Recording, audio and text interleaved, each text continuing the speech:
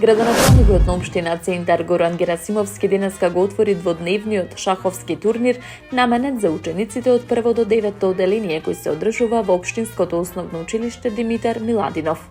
На турнирот учествуваат млади шахисти кои според градоначалникот покажале завидни вештини, високо ниво на концентрација и изразен спортски дух.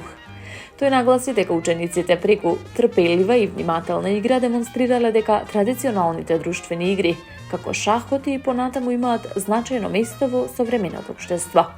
Герасимовски истакна дека шахот не представува само игра, туку и важна алатка за развој на логичкото размислување, стратегијата и дисциплината кај децата.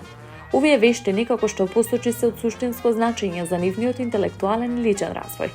Од општина Центар порача дека ќе продолжат активно да поддржуваат вакви иницијативи и настани, кои придонесуваат за поттикнување на младите да се развиваат во здрав, креативен и образовен дух. Турнирот ќе трае 2 дена, при што учесниците ќе имаат можност да ги одморат своите вештини, да стекнат нови искуства и да ја развиваат љубовта кон шахот.